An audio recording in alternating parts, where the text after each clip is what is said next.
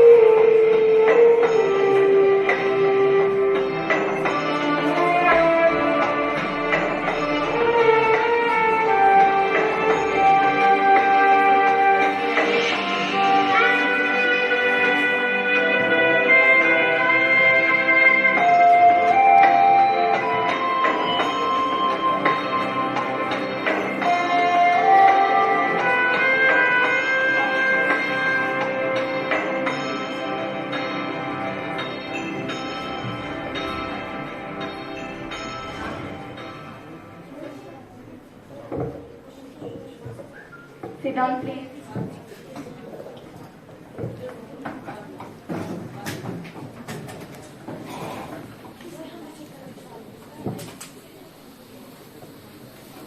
बेटा बोलोगे तो बाहर जाओ।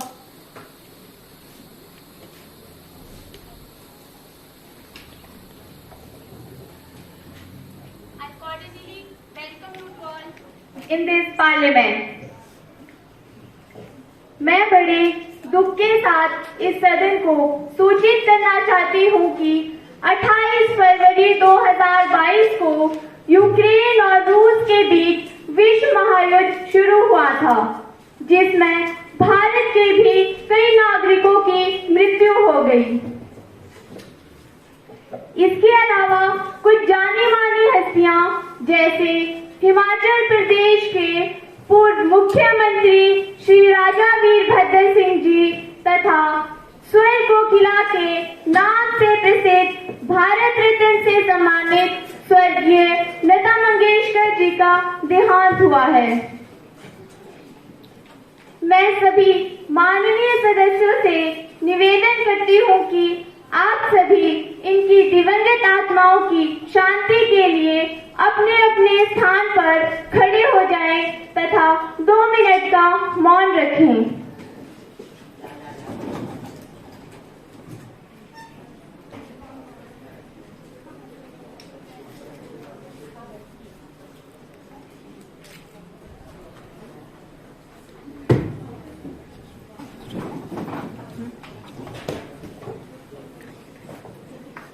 As the honorable members are aware, the Prime Minister of United Kingdom is on an official visit to India. He and his wife are present in the house today. I request to all the members to welcome these two guests with a clamor.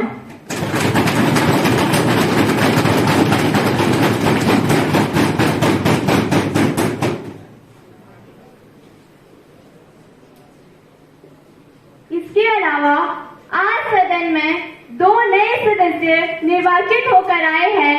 मैं सबसे पहले उनका इस सदन में स्वागत करती हूँ। हिमाचल प्रदेश के मंडी संसदीय निर्वाचन क्षेत्र से कुमारी वंशिका वर्मा जी,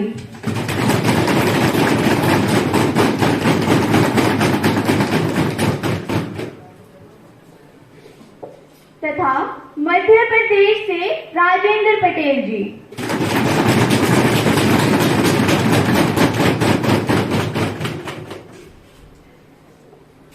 Secretary General, please proceed.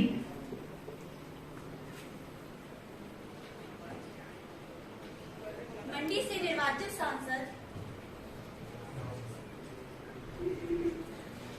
मंडी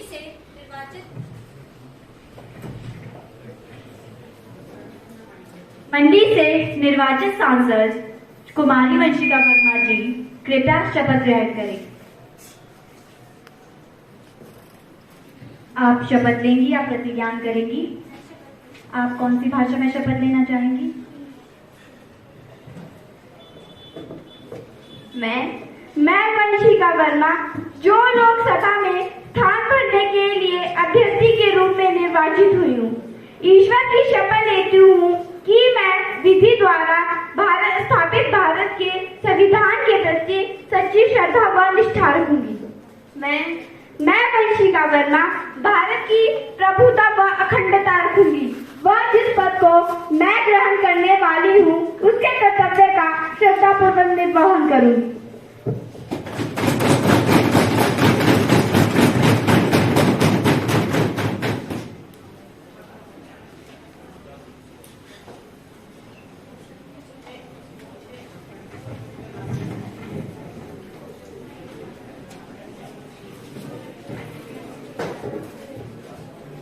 मध्य प्रदेश से निर्वाचित सांसद श्री राजेंद्र पटेल जी कृपया शपथ ग्रहण करें।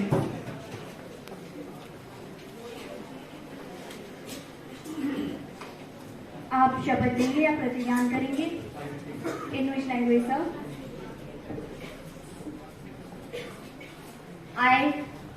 I, Rajendra Patel, having been elected a member of House of the People, do solemnly and sincerely promise and declare that I will bear true faith and allegiance to the Constitution of India as by the law established. I, Rajendra Patel, will faithfully discharge the duty upon which I am about to enter.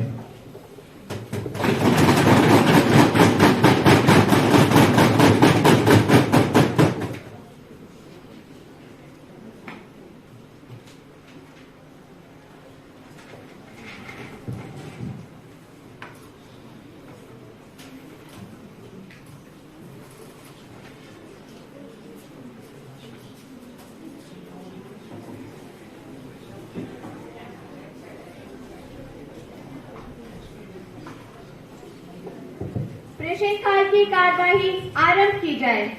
Question number 101।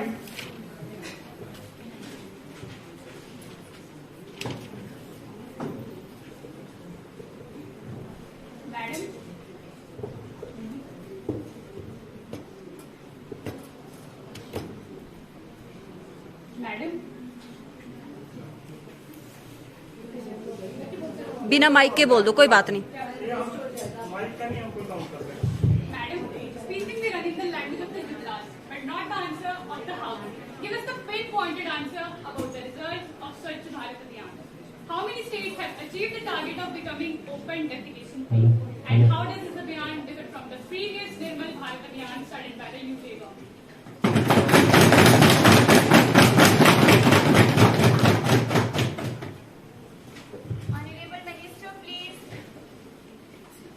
Madam, Swachh Bharat Abhiyan had multiple objectives and many of them have been achieved during the last 5 years.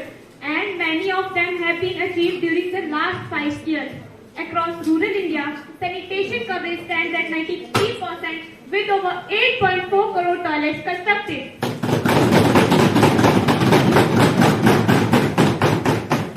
With 38.70% rural sanitation coverage in 2014, before the Swachh Bharat mission began, India had one of the highest number of people defecating in the open, that is 53 crores.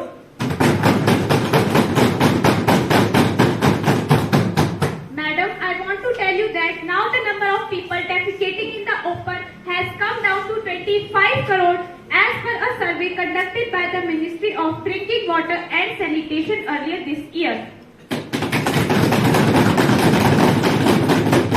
I want to tell to my opposition opposition party that some of India's largest states, namely Rajasthan, Maharashtra, Gujarat, Andhra Pradesh, Tamil Nadu, have managed to declare their rural open defecation free.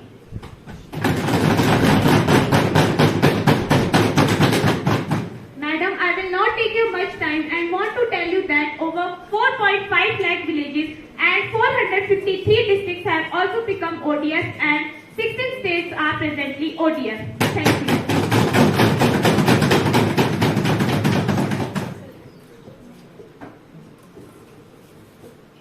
प्रश्न संख्या 102। अध्यक्ष महोदया, सरकार का सांप्रदायिक दंगे भड़काना और आपसी सौहार्द बिगाड़ने में पुराना इतिहास रहा है। जब जब देश में माहौल सामान्य होने लगता है तो सरकार देश में आग लगाने का कोई न कोई नुस्खा ढूंढ ही लेती है। इसका जीता जागता उदाहरण हाल ही में रिलीज हुई फिल्म द कश्मीर फाइल्स है। इस फिल्म में न केवल आंकड़ों को तोड़ मरोड़ कर पेश किया है बल्कि पुराने जख्मीता से किए गए हैं। इस फिल्म के माध्यम से एक धर्म विशेष के लोग दूसरे धर्म विशेष के लोगों से नफरत करेंगे। देश में तनाव का वातावरण पैदा हो जाएगा। अतः इस फिल्म को तुरंत बैन कर देना चाहिए।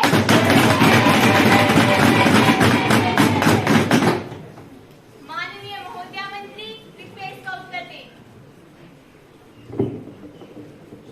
अध्यक्ष महोदय, मैं अपने विपक्ष में बैठे साथी से यह पूछना चाहती हूँ कि आज दिन तक जितनी भी फिल्में रिलीज हुई, क्या उन पर कभी प्रश्न उठाया?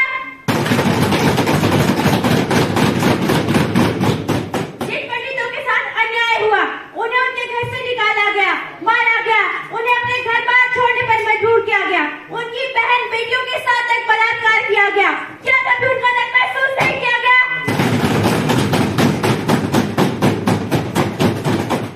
अध्यक्ष महोदय, कश्मीरी पंडितों को न्याय मिलना चाहिए। जब इनकी सरकार सत्ता में थी तो इन्होंने सच्चाई को छुपाने की कोशिश की।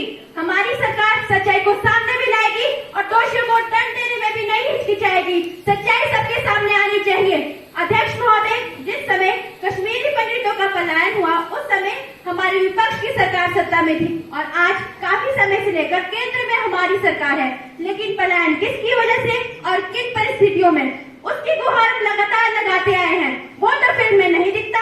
अध्यक्ष महोदय, आपने देखा होगा इन दिनों फिल्म कश्मीर फाइल्स चर्चा में है। अगर कोई सच्चाई को सामने ला रहा है तो उसमें क्या बुराई है?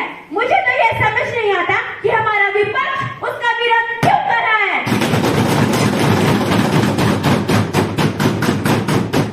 अध्यक्ष महोदय, पिछले कल हमारे विपक्ष के ऑप्शन हैंडल से ट्वीट आया कि कश्मीरी पंडित कश्मीर छोड़कर चले गए और वो भी खुद की मर्जी से।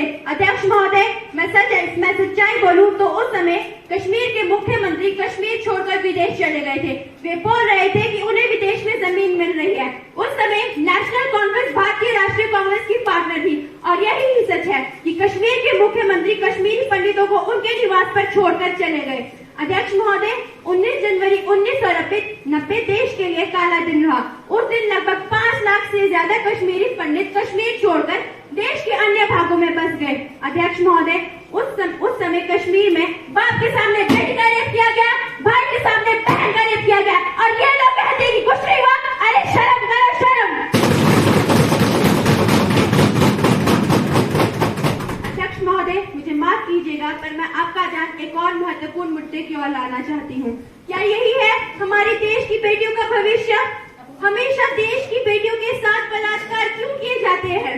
अगर हमारा विपक्ष यही चाहता है तो हमारी सरकार ऐसा होने नहीं देगी। हमारी सरकार देश की प्रगति करती आई है और देश की प्रगति करेगी।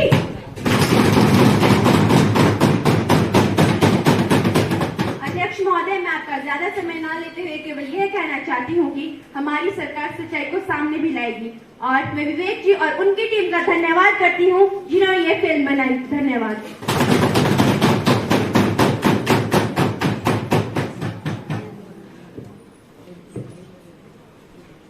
प्रश्न संख्या 103।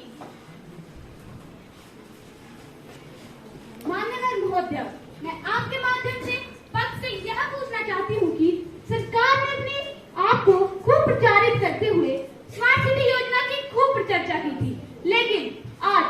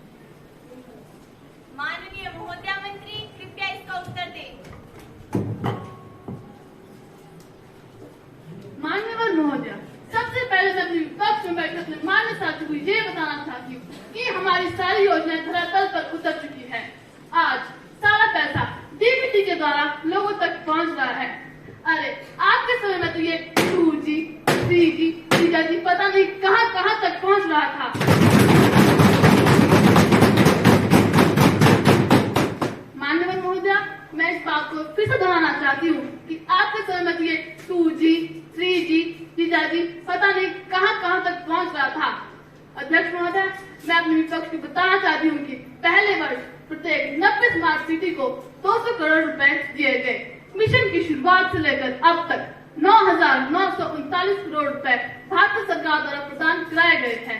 इसके साथ ही 753 परियोजनाओं के लिए 24,511 करोड़ की राशि भी प्रदान की गई है। इसके साथ ही मैं अपने विपक्ष को बताना चाहती हूँ कि समय आने पर 280 परियोजनाओं के लिए भी हम 14,980 करोड़ की राशि भी शीघ्र ही जारी करा देंगे।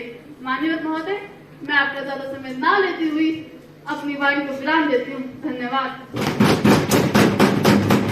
प्रश्न संख्या 104।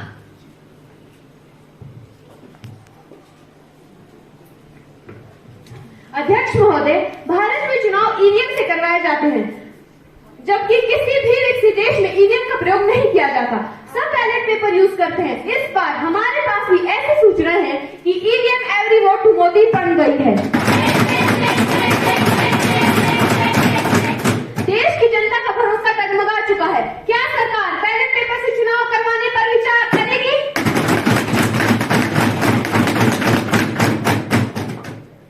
माननीय महोदया मंत्री, कृपया इसका उत्तर दें। Ma'am, about the faithfulness of EVM, I only want to say that these machines are purely safe and proven. These machines cannot be destroyed because it does not have any connection to the outer world. I repeat that these machines cannot be destroyed because it does not have any connection to the outer world.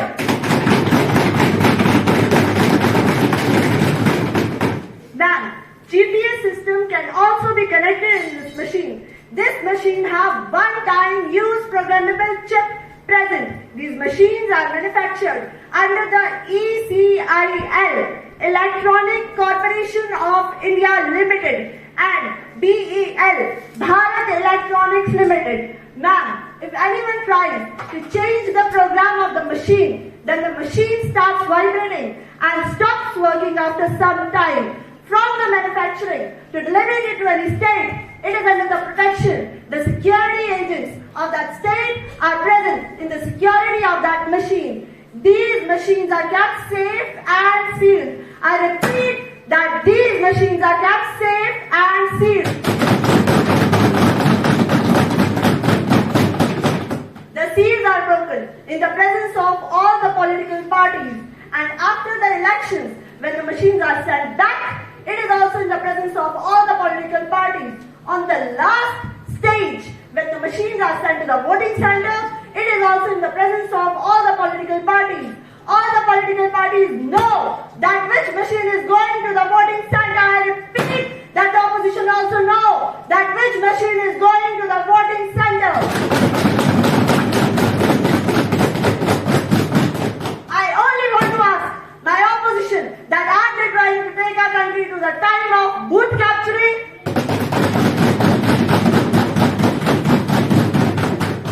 और जब आपकी party जीतती है तो ये मशीनें ठीक है, पर जब हमारी पार्टी जीतती है तो अचानक से इनमें गड़बड़ी आ जाती है। अरे क्या संदेश देना चाहते हैं आप लोग देश को? तभी तो अध्यक्ष महोदय, दूसरी बार ये लोग विपक्ष में बैठने तक की सीटें पूरी नहीं कर पा रहे हैं। और रही बात भरोसे की, तो किसी का भरोसा नहीं हिला है, मगर हाँ, मेरे विपक्ष में बैठे कुछ साथियों का भरोसा हिला हो तो उसके बारे में कुछ नहीं कहा जा सकता। सबने प्रधानमंत्री जी पर भरोसा किया है। और रही बात ईवीएम द्वारा चुनाव करवाने की, तो सरकार ईवीएम द्वारा चुनाव करवाने का कोई भी प्रस्ताव हमारी सरकार के पास विचाराधीन नहीं है।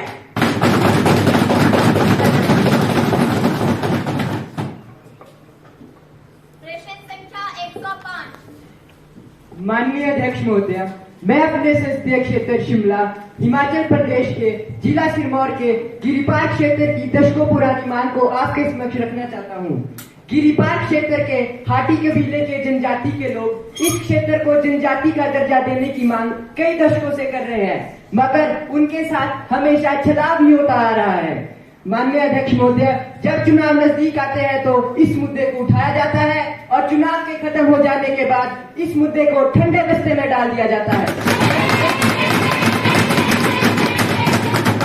मैं भारत सरकार से पूछना चाहूंगा कि उन्होंने इस दिशा में क्या कदम उठाए हैं। माननीय महोदय मंत्री, कृपया इसका उत्तर दें। अध्यक्ष महोदय, मैं सदन व मान्य सदस्यों को इस बारे में बताना चाहूंगा कि गिरिपार के हाटी समुदाय को जनजाति का दर्जा देने के लिए हमारी सरकार गंभीरता से विचार कर रही है।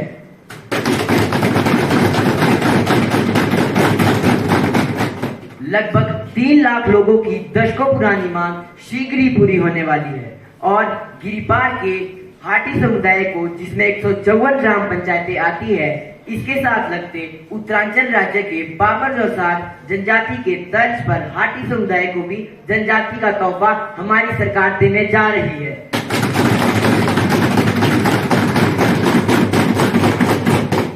जिसकी सकारात्मक पुष्टि भारत के आरटीआई जर्नल ऑफ इंडिया से 13 अप्रैल 2022 को भारत सरकार को मिल चुकी थी।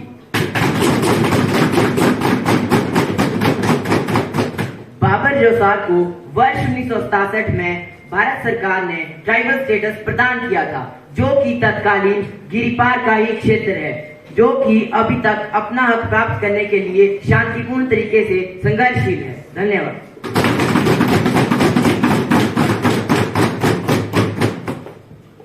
प्रश्न संख्या 106।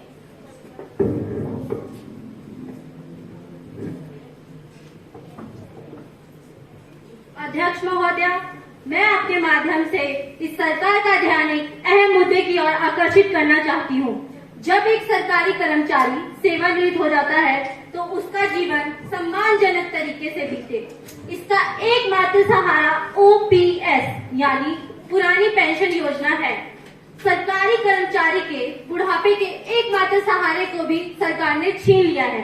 उसके स्थान पे एनपीएस यानी नई पेंशन योजना चलाई गई है, जिसमें कर्मचारी का जमा पैसा ही उसे पेंशन के रूप में मिलेगा, वो भी उतना जितना ऊंट के मुंह में जीरा होता है। शेयर बाजार में लगाए गए पैसे की भी कोई गारंटी नहीं है, यह रहेगा भी या डूब जाएगा। अतः मैं सरकार से निवेदन करना चाहती हूँ, सरकार वही पुरानी पेंशन योजना शुरू करे।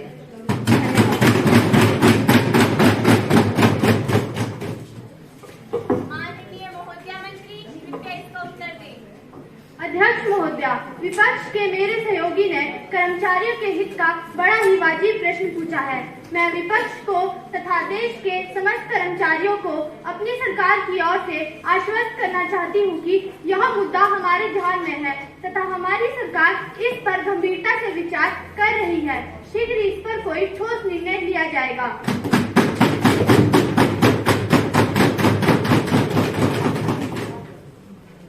प्रश्न संख्या 107।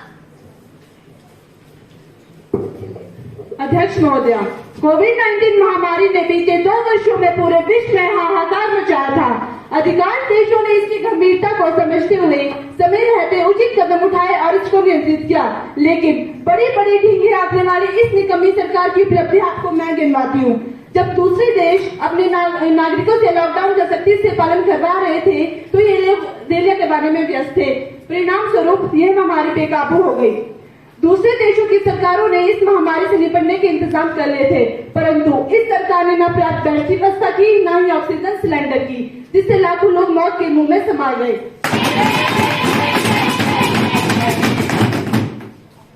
अभी हाल ही में विश्व स्वास्थ्य संगठन की रिपोर्ट के अनुसार कोविड-19 से मरने वालों की संख्या 47 लाख है, जो विश्व में सर्वाधिक है। यह इस सरकार की उपलब्धि है।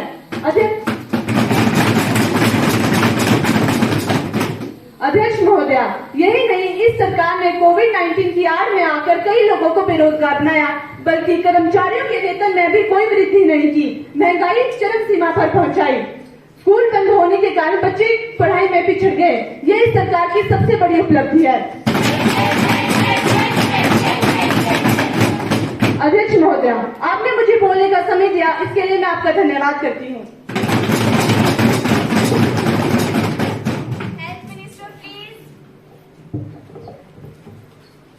अध्यक्ष महोदय, लगता है कि विपक्ष सरकार की कामयाबी से बौखला गया है। सबसे पहले तो मैं सदन में यह स्पष्ट करना चाहूंगी कि कि WHO यानी कि वर्ल्ड हेल्थ ऑर्गेनाइजेशन द्वारा जारी की गई रिपोर्ट झूठी और बेबुनियाद है। I repeat, it's a fraud, and this fraud has already been rejected by the Indian government.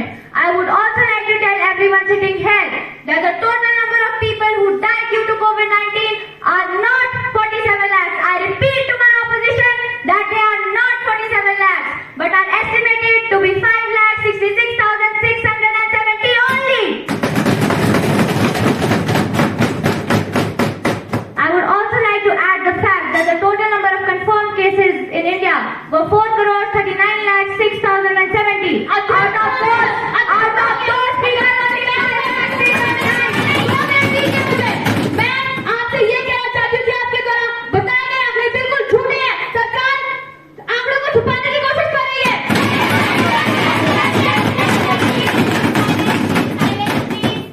अध्यक्ष महोदया, ये सरकार बोलती है कि हमने ऑक्सीजन सिलेंडर प्रदान किए, लेकिन ये झूठ है।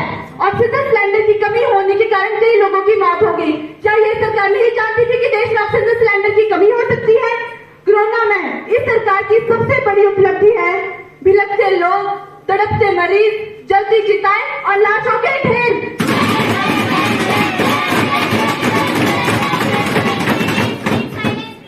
आप लोग सदन की गरिमा को बनाए रखिए। मैं अपने विपक्ष में बैठे साथियों को यहाँ कहना चाहूंगी कि the total number of people who died due to COVID-19 were 5,06,655। अरे कौन सी दुनिया में जी रहे हैं आप? यदि आप सत्ता में होते तो देश ही नहीं बचता।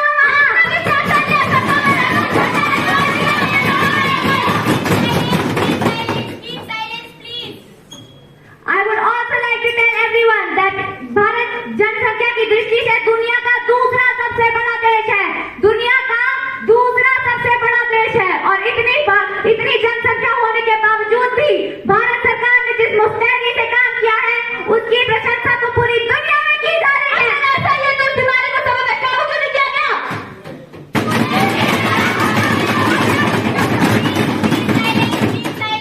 मैं ये भी बता दूं आप लोगों को कि India has been named the pharmacy of the world. I repeat to my opposition that India has been named the pharmacy of the world for not only producing the vaccines within the country but for also providing other countries like New Zealand, Australia, Bangladesh with the vaccines. अरे सुभाष के समझदार देखिए अगर आपको पता चले ना।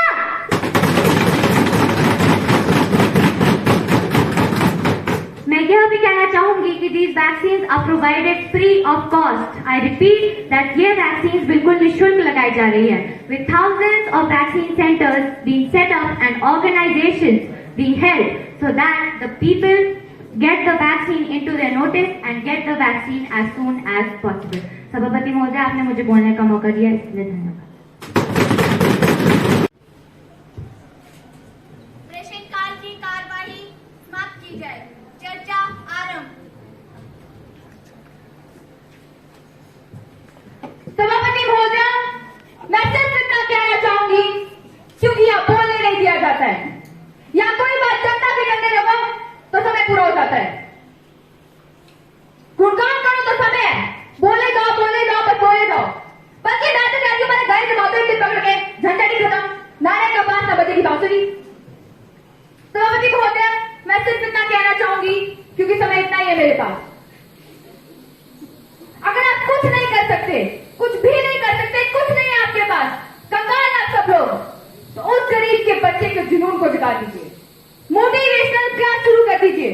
और वो मोटिवेशन कौन देगा उसे? वो शिक्षक देगा, वो गुरु देगा जो उसे पढ़ा रहा है। तो उसे तनाव मुक्त कर दीजिए, इतना ध्यान कर दीजिए। आज टीचर की क्या हालत बना दी है? मिड डे मील खाना बना के खिलाओ, और खाना बनाने वाली कितने में आएगी? 1330 रुपए में। आप बता दो यहाँ पे इस सदन में सबके घर में सर्वेंट है, कौन सा सर्वेंट 1330 रुपए में आ रहा है? और अगर आता भी है तो कितने रेट लेके आए? अब हमने तो कर दिया, आप जानो, टीचर जानो। कोई बेचारा बुजुर्ग है, बीमार है, डीएसपी में पड़ा है, माँ बाप को कैंसर है, कहता है सर मेरा तबादला करा दो, उसकी सुनने वाला कोई नहीं है। नहीं हो पाएगा, झंझट करेंगे थर्ड ग्रेड वाले। क्यों भाई? जोखिम उठाने से डरते हो क्या? सरकार का है तो जोखिम उठाना पड़ेगा। सभापति महोदय, जब गुरु का सम्मान होता था तो कबीर जी कहते थे, प्रथम वंदना गुरु को, दूजा आदि गणेश, तीजा माता शारदे, कंठ करो प्रवेश, माते कंठ करो प्रवेश। ये दोहा बताता है कि गणेश जी को पहले पूजा जाता है, लेकिन गणेश जी से भी पहले गुरु को पूजने के लिए कबीर जी ने कहा है। कबीर जी कहते हैं, सब धरती कागज करूं और कलम लेखन सब मनराल, सात समंदर की मसी करूं और गुरुगुण लिखा न जाए। वो गुरु का महत्व बताते हैं और यहाँ गुरु थके खबे फिर रहा है। वो कहता है कि सारा दर्पण पे सारी सूचनाएं मिल जाएंगी, लेकिन फिर भी लिख के भेजा जाता है। ये ऑर्डर जारी किया जा सकता है कि आपको सारी सूचनाएं मिल जाएगी सारा दर्पण पे, लेकिन फिर भी वो कहते हैं फलानी सूचनाएं दो, 2 साल की दो, 5 साल की दो। इलेक्शन चाहे स्टेट के हो या पंचायत की, ड्यूटी हमेशा टीचर की लगाई जाती है। किसी को बीएनओ बना दिया, किसी को कुछ बना दिया है, ये ड्यूटी वो ड्यूटी। सभापति महोदय, पढ़ाएगा कब पढ़ाएगा? इसलिए मैं सिर्फ इतना कहना चाहती हूँ, मेरा हाथ जोड़ के आप सबसे निवेदन है कि अगर आप इन सरकारी स्कूलों को अच्छा करना चाहते हो ना, तो आप उन 5-10 टीचरों को बिठा लो आप, और उन बच्चों से आके पूछो। सभापति मुझे मैं चाहती हूँ किसी को मेरा सूचना दिए स्कूल में, मैं बैठ के उन बच्चों को पूछती हूँ, बेटा क्या क्या प्रॉब्लम है आपकी। वो बताते हैं कि मैम हम वो बच्चे खेलते हैं, हमें खेलने के लिए दे दो, हमें खेलने का सामान दे रहा है। तो मैं कहती बेटा मैं भी लाती हूँ। वो बहुत बच्चे इतने खुश हो जाते हैं कि गले से लिपट जाते हैं कि आप एमएलए बहुत अच्छे हैं। बस 2 मिनट मुझे दीजिए सभापति महोदय। मैं इतना सिर्फ कहना चाहती हूँ कि राष्ट्रीय शिक्षा नीति के अनुसार शिक्षकों के भार को कम करने के लिए क्या प्रावधान रहेंगे? धन्यवाद।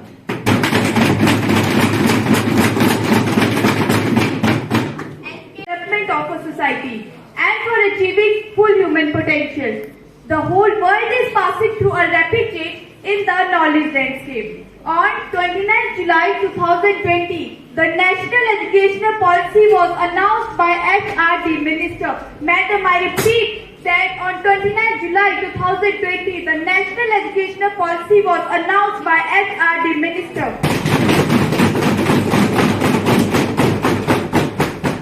Madam, I want to make you remember that a committee of experts was formed under the chairmanship of ISRO, and approval was also given to change the name of Ministry of Human Resource Development to the Ministry of Education. Madam, I want to clear that this educational policy 2020 will replace 34-year-old educational policy 1986. The National Educational Policy has been launched to provide accessible, equitable and affordable education to all without any discrimination of their socio and economic background. Madam, and I would also like to tell you that the objective of National Educational Policy 2020 is to make India a global knowledge superpower. The present system of 10 plus 2 plus 3 will be replaced by new 5 plus 3 plus 3 plus 4 curriculum structure. Madam, I repeat that the present system of 10 plus 2 plus 3 will be replaced by new 5 plus 3 plus 3 plus 4 curriculum structure.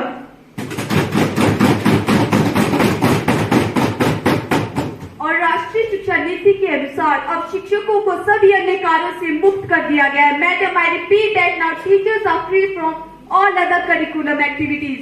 Thank you.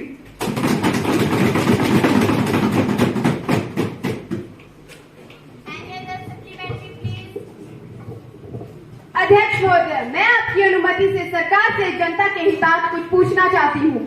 लगता है सरकार DCV के सिद्धांत पर चल रही है। D दिखावा, C छलावा और V बहकावा।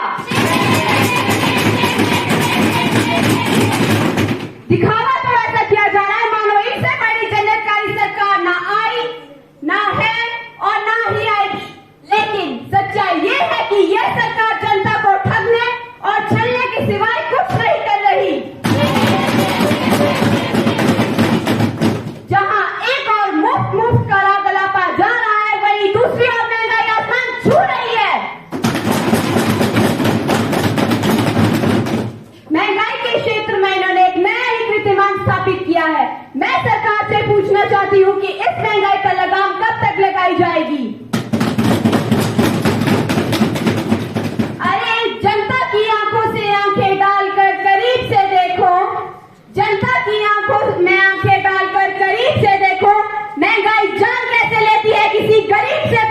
किसी गरीब से पूछो।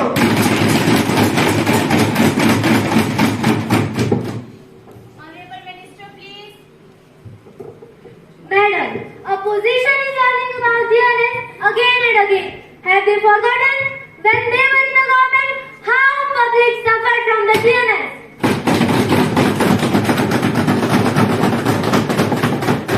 अरे जब विपक्ष सत्ता में था तो महंगाई आसमान छू रही थी, लेकिन आज हमारी सरकार जब महंगाई को कम करने के प्रयास कर रही है तो विपक्ष उसका समर्थन करने के बजाय विरोध कर रहा है। We are not saying that DNS is not increasing in our government. We agree that DNS is increasing. There are many reasons behind increasing DNS. I want to tell that due to COVID-19 pandemic, our primary sector, secondary sector and service sector has affected adversely.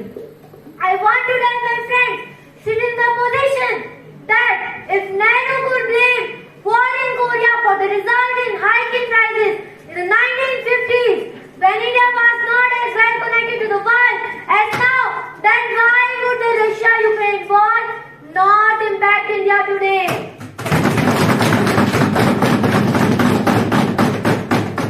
मैं यह स्पष्ट कर देना चाहती हूँ कि petrol और diesel के दाम बढ़ाने में सरकार की कोई भी भूमिका नहीं है, and it is only up to the oil marketing companies to decide the hike in fuel prices. But the opposition blamed that our government is increasing the tax burden on common man.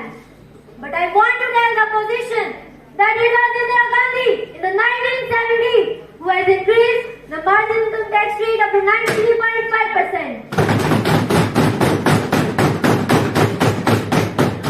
I repeat to my opposition that it was Indira Gandhi in the 1970s who has increased the marginal income tax rate up to 93.5%. I am not criticizing anybody. Our government has reduced taxes on diesel and petrol and has advised to all state chief ministers to reduce the taxes. But some states reduce the taxes, but some states didn't reduce the taxes.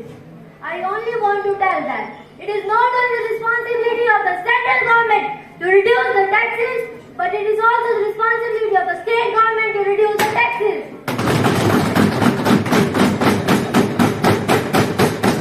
Honorable Madam, our government has conducted all state chief minister meeting and has advised them to reduce VAT on diesel and petrol so we can control the fuel prices. हमारी सरकार ने petrol और diesel पर उत्पाद शुल्क को कम करने का निर्णय लिया है, जिसके परिणाम स्वरूप पेट्रोल के दाम में 9.5 रुपए प्रति लीटर और डीजल के दाम में 7 रुपए प्रति लीटर की गिरावट आई है। मैं यह भी बता देना चाहती हूँ कि हमारी सरकार ने उज्ज्वला योजना के लाभार्थियों को 200 रुपए प्रति सिलेंडर की सब्सिडी दी है। और तो और मैं विपक्ष को यह भी बता देना चाहती हूँ कि हमारी सरकार ने देश में चीनी का पर्याप्त भंडार सुनिश्चित करने के लिए चीनी के निर्यात पर रोक लगा दी है। हमारी सरकार ने यह सब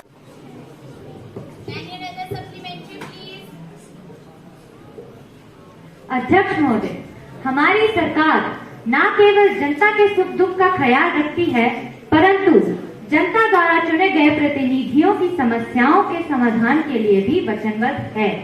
हमने समय समय पर कर्मचारियों के वेतन में तो वृद्धि की, परंतु माननीय सांसदों के वेतन में अभी तक कोई वृद्धि नहीं हुई है।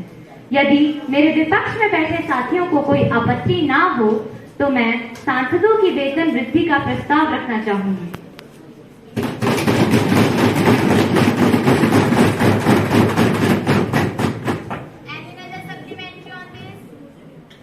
अध्यक्ष महोदया, यदि सत्ता पक्ष में बैठे मेरे साथी ये सोचते हैं कि विपक्षी दल हमेशा सरकार की नीतियों का विरोध ही करता आया है या करेगा, तो इनकी ये सोच बहुत गलत है।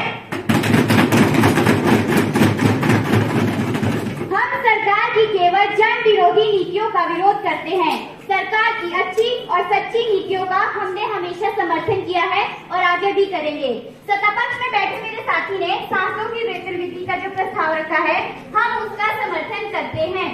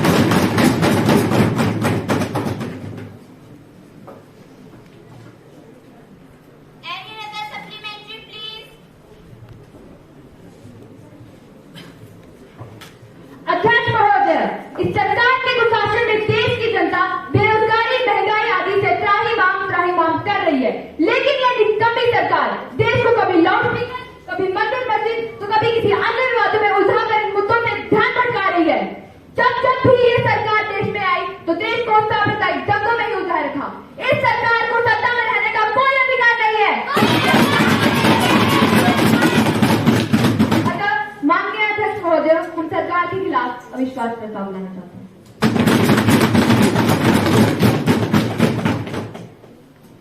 Honorable members, now the vote of the House division start again on government no confidence motion. Secretary General, please proceed.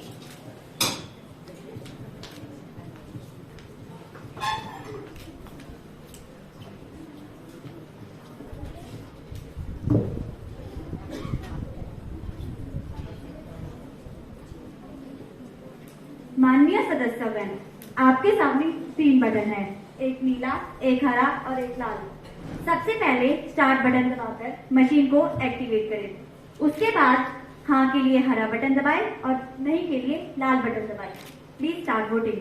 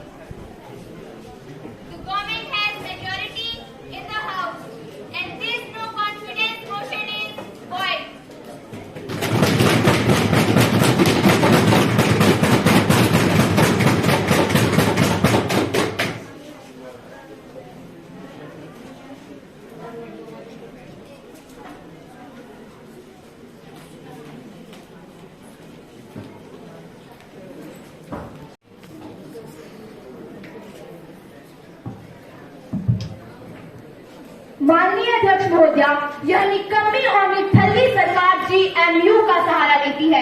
GMU का मतलब है गड़े मुर्दे उखाड़ना। केवल इतना ही नहीं, यह सरकार जीपी सभापति महोदया जीपी यानी गुंडे पालों के सिद्धांत पर भी कार्य करती है।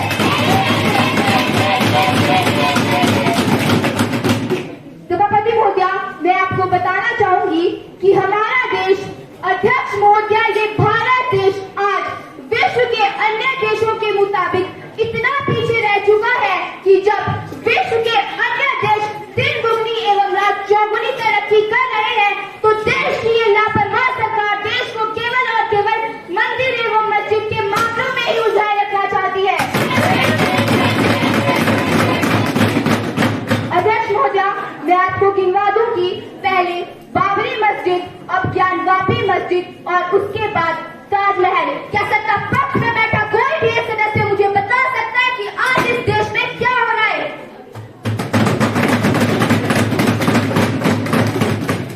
सभापति महोदया, मैं इस संसद का ज्यादा वक्त जाया नहीं करना चाहती और प्रधानमंत्री जी से केवल इतना जानना चाहती हूँ कि क्या इनकी सरकार केवल और केवल मंदिर एवं मस्जिद के मामलों को ही सुलझाना चाहती है, और अगर नहीं तो हमारे देश में ये कब तक चलता रहेगा? आखिर कब तक इनकी सरकार केवल मंदिर एवं मस्जिद के मामलों को ही सुलझाना चाहती है? धन्यवाद।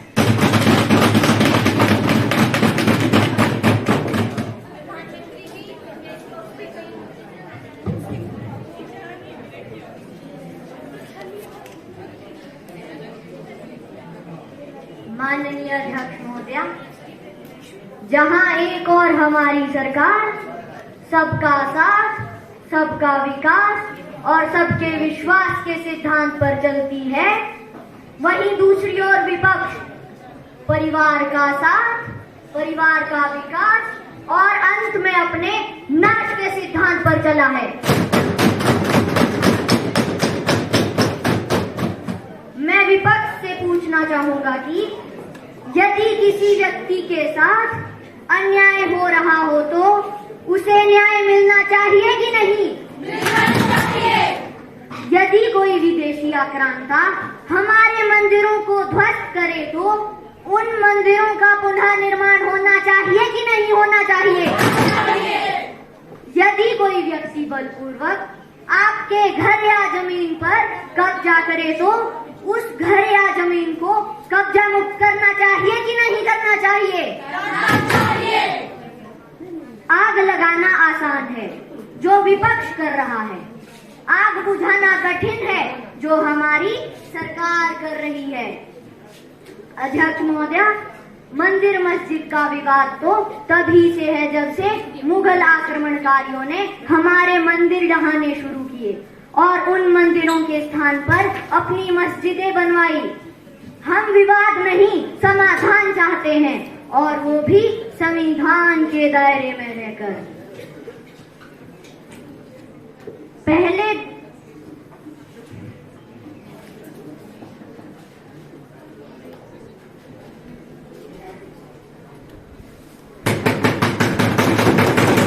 मस्जिद का मामला, ज्ञानवापी मस्जिद का मामला माननीय सर्वोच्च न्यायालय ने सुलझाया और अब ज्ञानवापी मस्जिद का मामला भी न्यायालय में विचाराधीन है।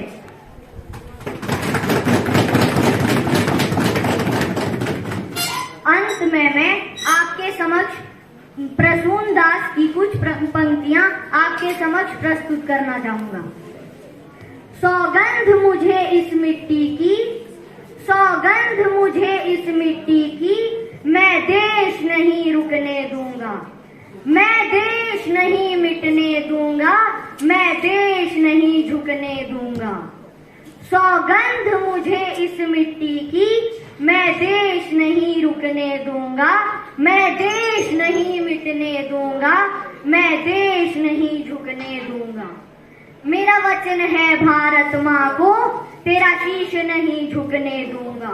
सौगंध मुझे इस मिट्टी की, मैं देश नहीं झुकने दूंगा। जाग रहा है देश मेरा, जाग रहा है देश मेरा, हर भारतवासी जीतेगा। सौगंध मुझे इस मिट्टी की, मैं देश नहीं मिटने दूंगा। हमें फिर से दोहराना है, हमें फिर से दोहराना है और खुद को याद दिलाना है। ना भटकेंगे ना अटकेंगे, हम देश नहीं मिटने देंगे। सौगंध मुझे इस मिट्टी की, मैं देश नहीं झुकने दूंगा। सबका साथ सबका विकास। जय हिंद, जय भारत।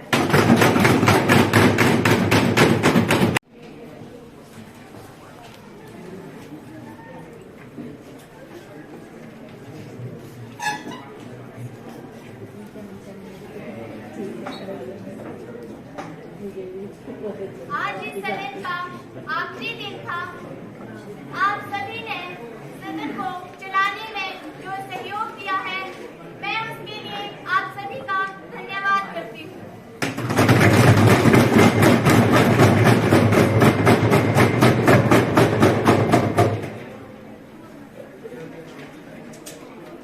इस सत्र में सदन की कुल 21 बैठकें हुई, जिनमें सरकार की ओर से कुल 35 विधेयक सदन में चर्चा की